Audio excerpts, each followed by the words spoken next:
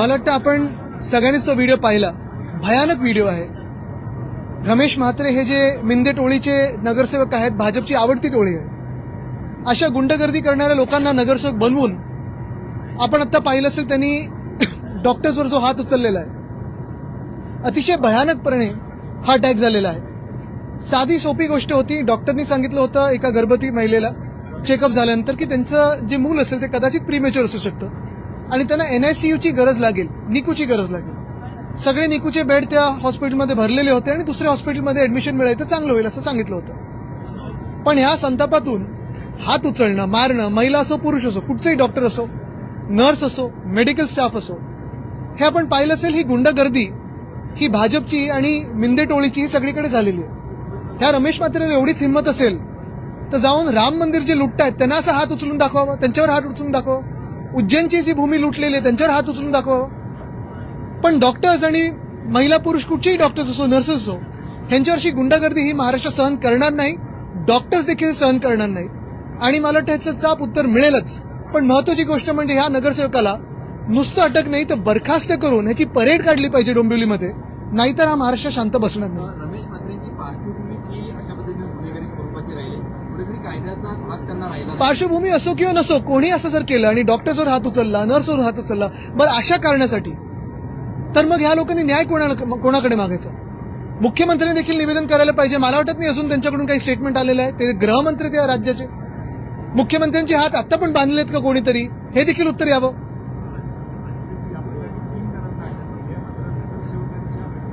अटक कोणालाही झाली असेल तरी नगरसेवकाबद्दल काय, त्याला कोणी अटक केली आहे का, त्याची परेड कोणी काढली आहे का, त्याला बरखास्त केलंय का, की अशीच मस्ती आम्ही सहन करत बसायची? हे आज डॉक्टर्सवर हात उचललाय, कोणावरही उद्या उचलत राहतील, रस्त्यावर कोणावरही जाताना हात उचलतील. मग महाराष्ट्राच्या जनतेने विचार केला पाहिजे की मिंदेंची जी टोळी आहे ही गुंडागर्दी महाराष्ट्र सहन करेल का?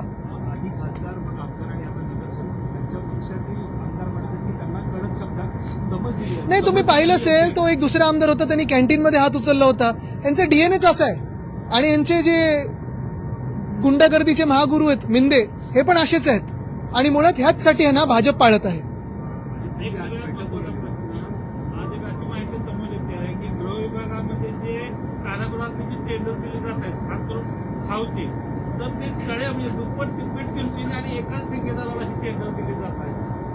अहो, हे ज्या पक्षांनी राम मंदिरामधली दानपेटी नाही सोडली, आज आम्ही घोषणा दिल्या जय श्रीराम जय शिवराय म्हणून आत, तर आमच्या अंगावर आले भाजपवाले. हे आम्हाला हिंदुत्व शिकवतात आणि हे भ्रष्टाचार विरोधात लढतात. आपण जर पाहिलं असेल तर गेल्या 5-6 वर्षामध्ये भाजपने अनेक असे लोक घेतले ज्यांच्यावर थेट भ्रष्टाचाराचे आरोप भाजपवाल्यांनी केले होते. प्रधानमंत्री महोदयांनी स्वतः केले होते आणि त्यांना या देशामध्ये मुख्यमंत्री उपमुख्यमंत्री बनवलेलं आहे. मग बंगालचे बघा, बिहारचे बघा, आसामचे बघा, महाराष्ट्रात देखील तसंच होतं. ज्यांना पळायला लागले ED IT CBI मुळे त्यांनाच मुख्यमंत्री बनवलं होतं आणि यांच्याकडून आपण भ्रष्टाचारी विरोधी कारवाईची अपेक्षा करतो. एक मिनिट, एक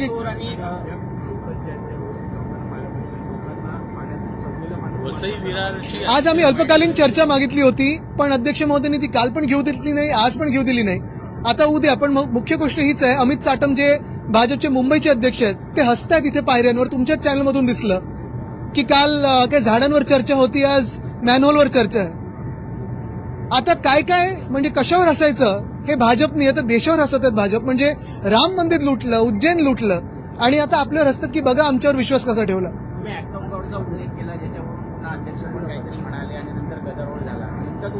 ऍक्ट ऑफ गॉड म्हणजे सगळं काही उत्तर एक तर प्रशासनाने केलं, नेहरूंनी केलं, ठाकरेंनी केलं किंवा ऍक्ट ऑफ गॉड म्हणजे हात धुतले यांनी भाजपवाल्यांनी.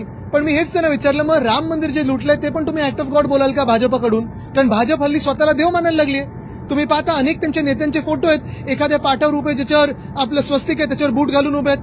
कोण त्यांचेच नेते जाऊन मंदिराच्या आत अंगणात बूट घालून जात आहे. मग ऍक्ट ऑफ गॉड काल तर आपण पाहिलं असेल, हनुमानजींना नितीन नाबींसमोर नाचवलेलं आहे आणि मग स्वतःला तुम्ही देव मानायला लागलेत का? ज्या भाजपनी राम मंदिराची दान, म्हणजे आम्ही पण तिथे पक्ष म्हणून असेल पक्ष निधी दिला होता, आम्ही स्वतः परिवाराकडून निधी दिला होता. हे काय आम्ही उपकार नाही म्हणत, आमचं ते स्वप्न तर राम मंदिर ते व्हायला पाहिजे. पण जो विश्वास आम्ही ज्या समितीवर ठेवला, ज्या चंपतरायवर ठेवला, ज्या अनिल मिश्रांवर ठेवला, आज त्यांनीच विश्वासघात केलाय आणि फक्त आमचा नाही तर लाखो करोडो हिंदूंचा विश्वासघात केलाय. हिंदू के जे हिंदू नसतील पण त्यांनी रामावर विश्वास ठेवला असेल, राम मंदिरावर विश्वास ठेवला, त्यांचा देखील भाजपाने विश्वासघात केलेला आहे. काल त्यांचे राजीनामे घेतले, त्यांना फाशी कधी देणार चंपतराय आणि अनिल मिश्रांना? बरं, ज्यांना त्यांनी नेमलं त्या भाजपला कधी तुम्ही प्रश्न विचारणार आहात? आज मी पुन्हा एकदा आपल्या माध्यमातून, जसं काल विचारलं तसं आज विचारतोय, जे 6 खासदार आमच्यातून पळून गेलेत, जे आधी गद्दार पळून गेले हिंदुत्वासाठी, त्यांना विचारत आहे, भाजपला तुम्ही विचारणार का की राम मंदिरामध्ये सुप्रीम कोर्ट मॉनिटर्ड आम्हाला चौकशी पाहिजे? दानपेटी लुटता तुम्ही, एवढंही सोडलं नाही तुम्ही.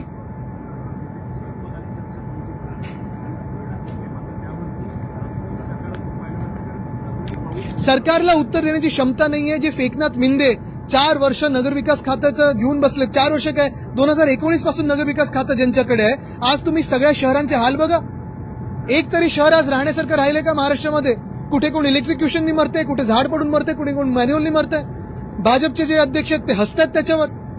म्हणजे सगळं ढकलायचं प्रशासनावर, चौकशी लावायची प्रशासनावर. स्वतःकडे जे खातं ज्याच्यातून तुम्ही पैसे खाताय आणि आमदार फोडताय, नगरसेवक फोडताय, खासदार विकत घेताय, त्याच्याबद्दल काय?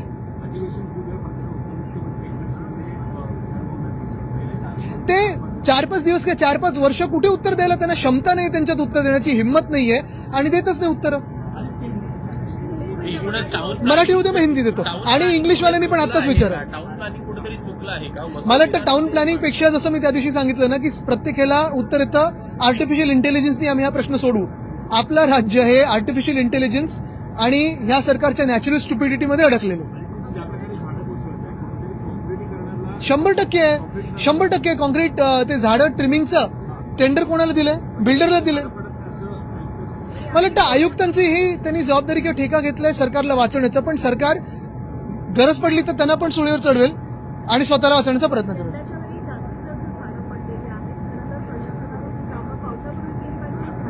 नाले सफाई झाली नाही, यावेळी पाऊस उशिरा आला तरी रस्त्यांची कामं पूर्ण झाली नाहीत. नाशिकमध्ये आपण पाहिलं असेल, अजूनही ती काल परवाकडे परत गोदावरीला पूर आला, पाणी भरलंय, जिथे कामं रस्त्याची थांबलेली आहेत. पुण्यात पण तसंच आहे, मुंबईत तसं आहे. संपूर्ण महाराष्ट्रात हाल ह्याच्यात. नाले सफाई झाली नाहीत, रस्त्याची कामं पूर्ण झाली नाहीत. झाडांची जे ट्रिमिंग आहे, ट्रिमिंग सोडून झाडं कापायला लगेच पुढे येतात हे महानगरपालिकावाले, पण अजूनही, आणि बिल्डरना परवानगी द्यायला, पण ट्रिमिंग कुठेही झालं नाहीये.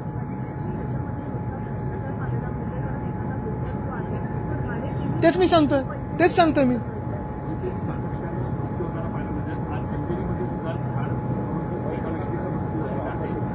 ते झालेलं आहे. दुसरीकडे भांडूपमध्ये एक बीएसटी परत ठोकून मला वाटतं मृत्यू झालेला आहे की जखमी झालेले आहेत. मुळात हे सरकार चाललंय कसं आणि कुठे? गाडी रिव्हर्समध्ये पुढे पुढे मागे काय, कुठे कसं काय चाललंय सरकार? 4 ड्रायव्हर झाले 4 दिशेला न्यायला आणि कोणालाही कळत नाही कुठच्या रस्त्याने जायचं.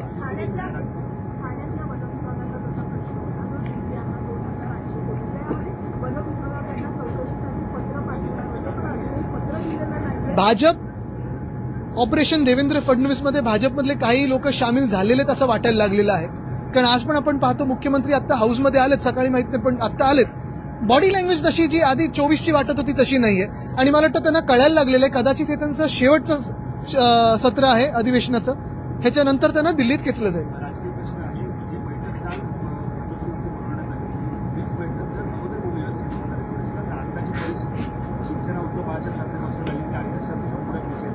त्यांना सांगा पहिला, आज आता हिम्मत करा थोडी आणि भाजपला विचारला राम मंदिर चोरलंय ना, त्याच्याबद्दल काय जरा उत्तर द्या.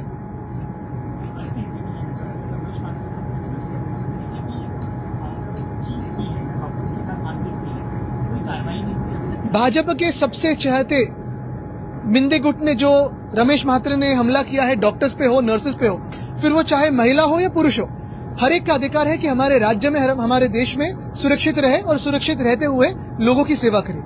कल की जो घटना है जो 6 तारीख को हुई, वो यही बात थी कि वहां के डॉक्टर्स ने जब एक गर्भवती महिला को कहा कि आपके जो न्यूबॉर्न बेबी को शायद एनआईसीयू की जरूरत हो सकती है, तो कृपया करके आप दूसरे हॉस्पिटल में जाइए, इस हॉस्पिटल में सारे जो एनआईसीयू के बेड्स है वो भरे हुए.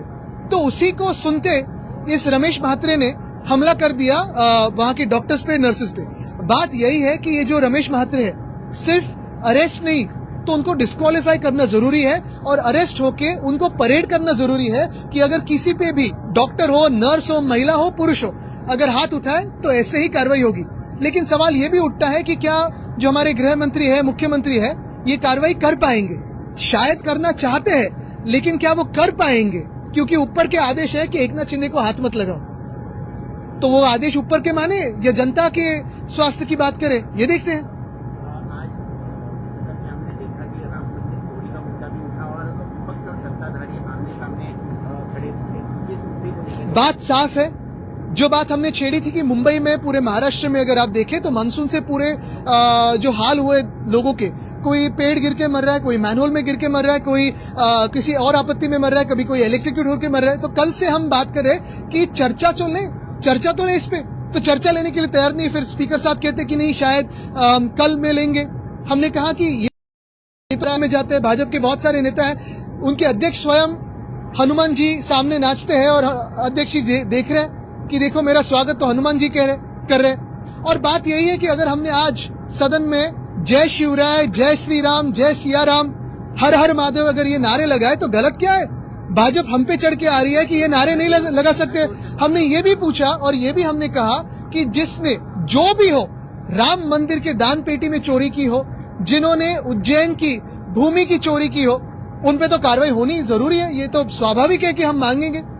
और हमने भी उसी राम मंदिर में हमारी तरफ से कुछ छोटा डोनेशन दिया था, तो हमारी निजी भावना भी उसमें है। वो उधर राम मंदिर बने, मेरे दादाजी वंदनीय हिंदू सम्राट बाला साहब ठाकरे का स्वप्न था, हमारा भी सपना था। तो फिर अगर हमने ये मांग की तो भाजपा को क्यों मिर्ची लगी? अगर कोई मांग कर रहे है इस देश में, अगर हम मांग कर रहे हैं, कांग्रेस पार्टी मांग कर रही है, आम आदमी पार्टी मांग कर रही है, सपा मांग कर रही है कि जिन्होंने राम मंदिर के दान पेटी से पैसा लूटा है उस पर कार्रवाई हो, तो भाजपा को क्यों मिर्ची लगती है? क्या उसमें वो शामिल है या उनको लगता है कि वहां के जो चोर है उनको प्रोटेक्शन दिया जाए? ये भाजपा ने जवाब दे, क्योंकि नहीं तो भाजपा बड़े बड़े होर्डिंग लगाता है, हिंदुत्व के, दूसरों को हिंदुत्व का सर्टिफिकेट देता है। आज क्यों चुप है? धन्यवाद।